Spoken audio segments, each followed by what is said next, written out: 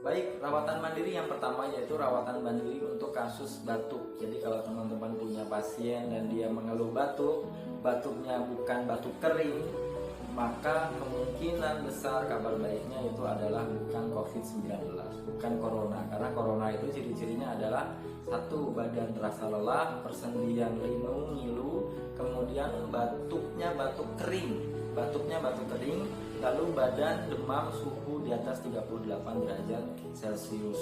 Itu adalah COVID-19. Tapi kalau batuknya batuk biasa, batuk karena influenza, batuk karena flu biasa, ciri-cirinya adalah batuk, kemudian tenggorokan basah karena apa? Karena dahak yang berkumpul.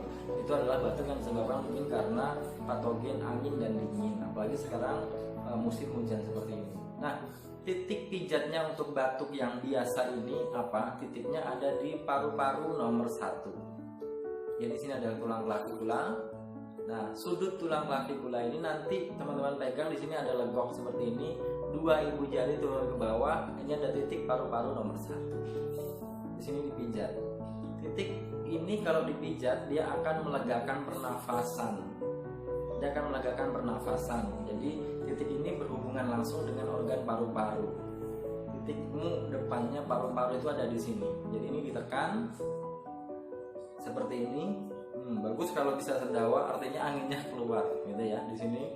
Nah, dia membuang kelebihan angin sehingga melegakan pernafasan kanan dan kiri. Yang kedua yaitu teman-teman lipat tangan. Nah, begini ya. Maaf, begini. Lipat tangan seperti ini, tangannya sejajar dengan ibu jari. Ujungnya ini nanti ada sudut seperti ini, tangannya dilipat, ada sudutnya dipegang kemudian dipijat.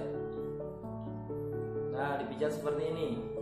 Pijatan di sini ini akan memperbaiki fungsi usus besarnya. Kalau teman-teman ada gangguan dahak, maka dahaknya insya Allah akan keluar. Di sini ya. Ini adalah titik H-nya paru-paru. Nah, kemudian di sini pijatannya 30 sampai 60 kali. Satu titik lagi yaitu titik paru-paru nomor 9 ada di sini. Nah, di sini ya. Ini ada perut ibu jari.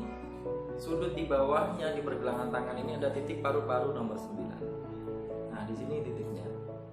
Dipijat searah jarum jam 30 sampai 60 kali untuk gangguan batuk yang biasa saja.